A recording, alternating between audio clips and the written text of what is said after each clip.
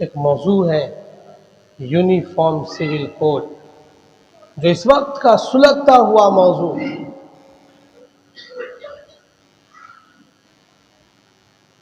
Common civil code, common civil code, यकसा civil code, uniform civil code, सब एक ही चीज है। क्या है? शॉर्ट में यह है कि हमारे सब के कानून तो एक ही है, फौजदारी, मामलाती, ज़मीनी मुकदमात में, लेकिन कुछ समाजी और माशरती ज़िंदगी है। समाजी और माशरती ज़िंदगी जीने के लिए हर कौम को अपने अपने मजहब, अपने अपने कल्चर के मुताबिक आर्टिकल 25 और 26, 25 और 26 नंबर के दफा और कानून में हर मजहब, हर जात और हर बिरादरी और सारी कौमों को समाजी रस्म और रिवाज के साथ जीने की आज़ादी इस मुल्क की जमहूरी ताकत ने दी है, सेकुलरिज्म ने दी है, जिसकी बुनियाद पर इस मुल्क में सिर्फ मुस्लिम पर्सनल लॉ नहीं, 250 से ज्यादा पर्सनल लॉ है। हर बिरादरी का अपना एक पर्सनल लॉ है, हर बिरादरी का एक सिस्टम है। हिंदुओं में भी, मुसलमानों में भी राजपूत का अलग निज़ाम है, जाटों का अलग सिस्टम है,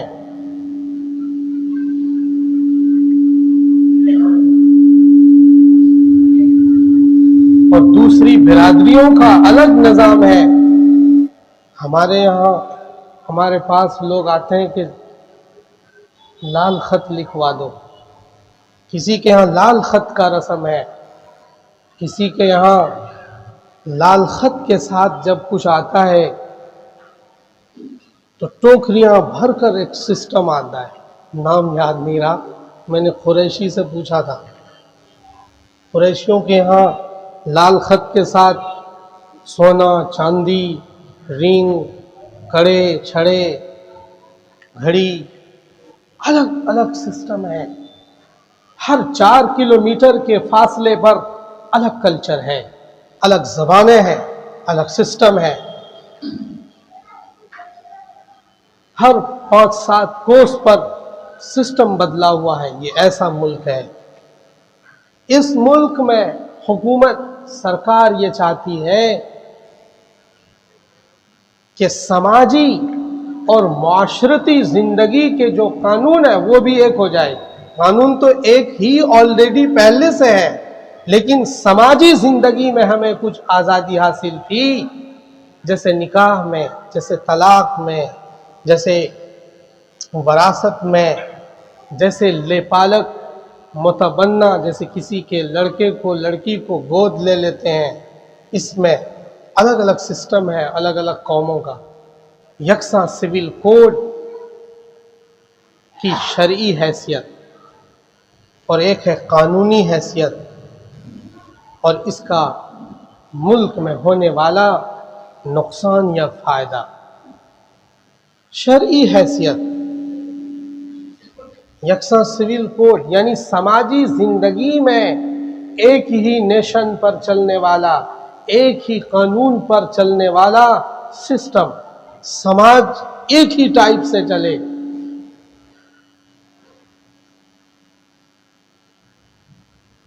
इसकी शरई हैसियत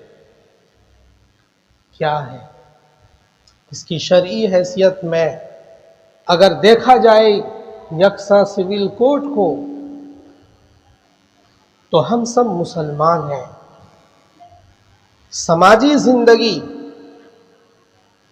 में कुरान में और हदीस में क्लियर डायरेक्शन है। निकाह ऐसे करना है, तलाक ऐसे देनी है, सूद खाना है या नहीं खाना है, फिक्स डिपॉजिट का माल लेना है या नहीं लेना है।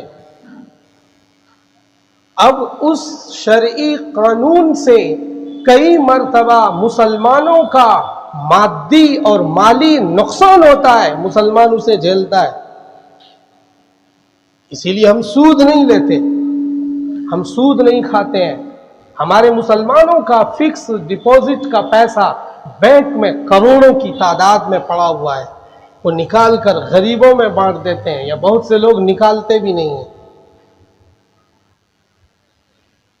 जबकि सूदी कारोबार में जाहिरी तौर पर बड़ा फायदा है, पैसे मिलते हैं, 1 के 10 मिलते हैं।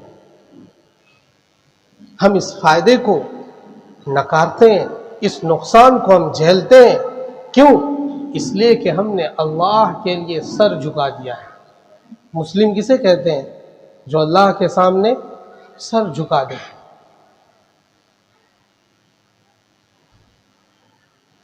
हम उसका इस्तेमाल नहीं करते सूद का। शराब की तिजारत में बड़ा फायदा है, शराब की तिजारत में बड़ा फायदा है। चंद सालों में माला माल हो जाते हैं लोग। लेकिन मुसलमान शराब की तिजारत नहीं कर सकता। ये मादी नुकसान मुसलमान झेलता है, क्योंकि उसके अल्लाह ने उसे ये डायरेक्शन दिया है कि तुम शराब न पियोगे, न पिलाओगे, न कारोबार करोगे, न तिजारत करोगे।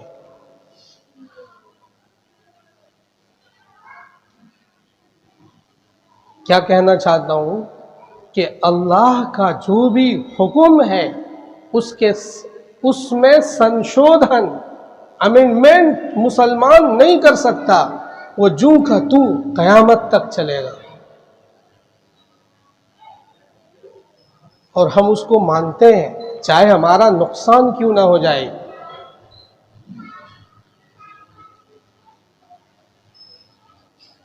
इसी तरह जब यकसा सिविल कोर्ट का मामला उठेगा और ये पास होगा, अभी तो वो कैसा होगा ये नहीं पता है, सरकार ने बताया नहीं किसी को कि वो उसका कानून की क्या क्या है, उसमें क्या क्या मामलात हैं और किस टाइप का वो होगा, नहीं पता है। लेकिन एक्सपर्ट जो कुछ ख्याल करते हैं कि वो ऐसा होगा, तो उसमें ये भी होगा कि एक मुसलमान को 4 शादियों की इजाज़त है, वो इजाज़त छीन ली जाएगी। वैसे तो अमली तौर पर कोई कर नहीं रहा। हम में से शायद कोई होगा जिसकी 4 शादी हुई हो, कोई हो तो बता दो, अल्लाह का प्यारा बंदा।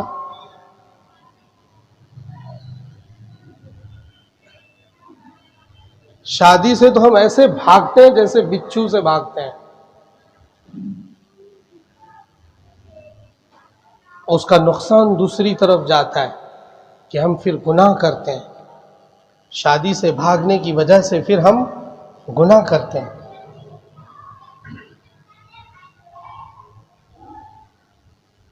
तो एक तो 4 शादियों की इजाजत जब सबके लिए एक होगा तो आप भी एक ही कर सकते हैं।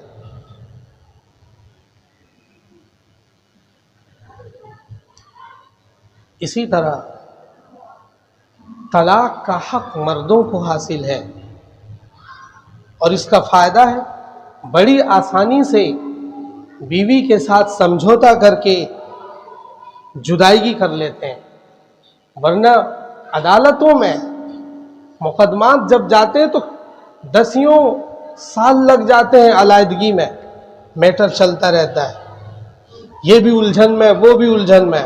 और अभी क्या है, मान लो बीवी शौहर की बन नहीं रही, आप किसी शरिया अदालत में जाओ, काजी के पास बात रखो और अपना फैसला करा लो। कोई पैसा नहीं लग रहा, कोई पैसा नहीं खर्चा हो रहा है। तब ये हक मर्दों को हासिल ना होकर अदालत को हासिल होगी। अदालत ही तलाक दिलवाएगी, कोई और नहीं दे सकता। मर्दों को तलाक का हक हासिल है, क्या ये औरतों पर जुल्म है? नहीं, औरतों को भी हक है। किस तरह से? इस तरह से कि औरत खुला ले सकती है, वो कह सकती है कि मैं इस मर्द के साथ नहीं रहना चाहती। नहीं रहना चाहती तो उसको शरीयत ने हक दे दिया कि तुम मत रहो, अदालत में अर्जी पेश करो, काजी फैसला करेगा कि ये लड़की अपने शौहर के साथ नहीं रहना चाहती, सो इन दोनों के बीच तफरीक कर दी जाती है। तो इस तरह से ये सब हुकूक छीने जाएंगे। इसी तरह हमारे यहां लड़कियों को आज नहीं 1400 साल पहले पैगंबर हजरत मोहम्मद सल्लल्लाहु अलैहि वसल्लम ने औरतों को वरासत में हिस्सा दिलवाया। औरत का हिस्सा मर्द के मुकाबले में कम होता है, लेकिन शरीयत ने हिस्सा दिलवाया। और कम क्यों होता है? एक एतबार से देखा जाए तो सारी जिम्मेदारी मर्दों की होती है, औरतों की नहीं होती। औरत चाहे कितनी मालदार हो जाए, शौहर की परवरिश की जिम्मेदारी औरत पर नहीं है। शौहर कितना भी गरीब हो, जिम्मेदारी उसी पर है कि वो अपनी औरत की परवरिश करेगा।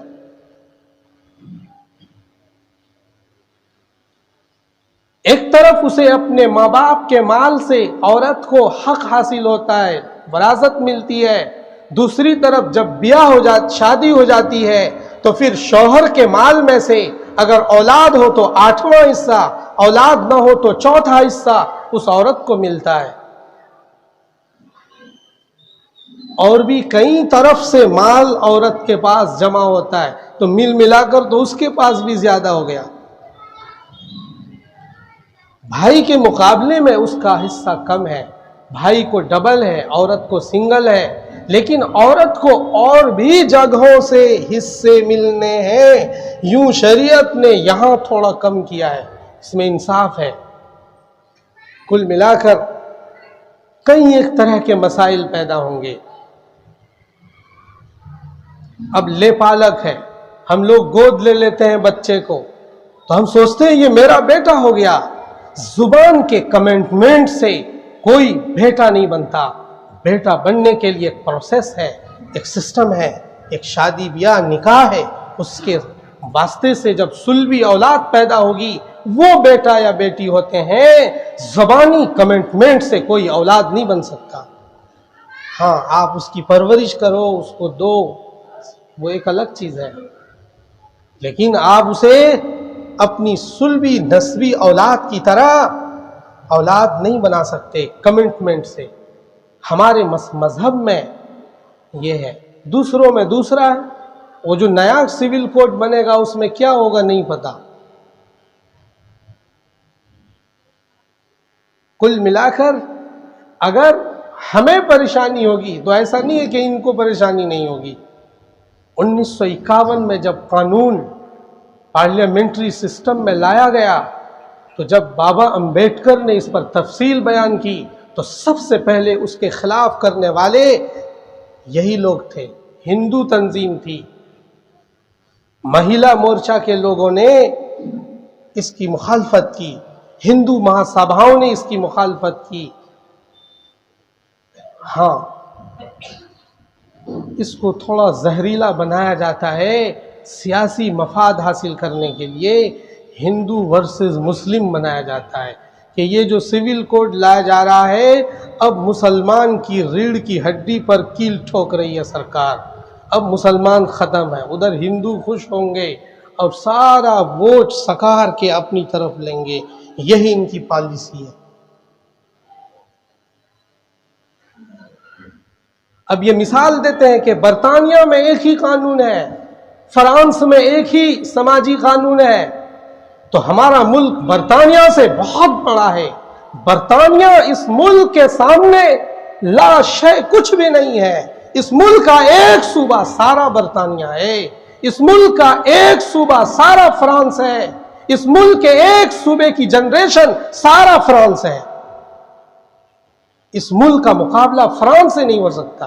भले वो अमीर हो सकता है मुल्क, लेकिन इस मुल्क की और बहुत सी जो खूबियां हैं, यहां का रकबा, यहां की आबादी, हमारे मुल्क की खूबी अजीब है। इसका तकाबुल बरतानिया से नहीं हो सकता। बड़े मुल्कों से करो, इसका तकाबुल अगर करना भी हो तो अमेरिका से करो। अमेरिका में 500 से ज्यादा स्टेट्स हैं, हर स्टेट का अपना अलग अलग कानून है। जो अमेरिकन पार्लियामेंट है, उनकी तरफ से ये इजाजत है कि हर स्टेट अपना अपना समाजी कानून बनाए। वही यहां भी होता है, वही यहां भी चल रहा है। भाई हम मरते हैं तो हमें दफन किया जाता है, हिंदू मरता है तो उन्हें जलाया जाता है, पारसी मरता है तो उसे टावर में डाल दिया जाता है चील और गिद्ध को खाने के लिए। तो हमें किसी को क्या परेशानी है? कोई जल रहा है, कोई दफन हो रहा है, किसी को खाया जा रहा है, हजारों साल से सिस्टम चल रहा है। अब क्या एक चाहते हैं हम इसमें? और इसको एक करके कौन सा मुल्क डेवलपमेंट में चला जाएगा? यहाँ की गरीबी दूर हो जाएगी, मजदूर नहीं रहेगा, सिस्टम बिल्कुल सब यहाँ रियल इस्टेट का मालिक बन जाएगा। ऐसा थोड़ी है इस तरह कानून बनने से। इस मुल्क को अगर तवाजुन किया जाए, तकाबुल किया जाए, तो अमेरिका जैसे मुल्क से समाजी कानून में तकाबुल किया जा सकता है। अमेरिका में अगर एक स्टेट में एक मर्द एक ही निकाह कर सकता है और दूसरे स्टेट का कानून है कि नहीं डबल कर सकता है, तो उस स्टेट से निकलकर अमेरिका ही के दूसरे स्टेट में जाकर दूसरा निकाह कर लेता है। सब ठीक ठाक चल रहा है। कहना ये चाहता हूं कि ये अलग टाइप का मुल्क है। यहाँ गंगा जमनी तहजीब है। एक ही टावर में, एक ही अपार्टमेंट में कई तरह के लोग रहते हैं, कई मज़ाहिब, कई सोच के लोग रहते हैं। इसलिए इसको एक बनाना, पीछे एक कमेटी बनी थी पार्लियामेंट्री सिस्टम में, प्रधानमंत्री ने बनाया था पिछले कांग्रेसी दौर में, और एक सुप्रीम कोर्ट के चीफ जस्टिस को उसका हेड बनाकर उनको रिसर्च के लिए दिया था। 2 साल तक रिसर्च किया। उन्होंने कहा इस मुल्क में इसकी अभी कोई जरूरत नहीं है, ये हो ही नहीं पाएगा। यहां आप साउथ जाओ, अलग सिस्टम है, इधर आओ अलग सिस्टम है। बुलंदशहरी साउथ वाले को कैसे झेल सकता है? साउथ वाला बुलंदशहरी को कैसे झेल सकता है? सब अलग अलग निजाम है समाजी जिंदगी का। बहरहाल, लेकिन इसमें ज्यादा परेशान होने की जरूरत नहीं है। यकसा सिविल कोड से हम सिर्फ मुतासिर नहीं होंगे, 250 तंजीमें सिस्टम मुतासिर होंगे। 250 से ज्यादा पर्सनल लॉज है यहाँ पर, वो सब मुतासिर होने वाला है। पहले तो उन्हीं का झगड़ा पहले होगा। और ये सब सिविल कोड में सिर्फ यही नहीं है, उसमें आरक्षण, रिजर्वेशन भी है, वो सब खत्म हो जाएगा। तो दलित कैसे बैठा रह सकता है? वो जो 371 है, मिजोरम, नागालैंड, मणिपुर, ये सब जो एरिया है, असम, खुसूसी रियासत का दर्जा इन्हें हासिल है, ये सब भी खत्म होगा। तो पहले तो वही लड़ेंगे। बहरहाल, अल्लाह ताला हमें और आपको समझ की तौफीक नसीब फरमाए।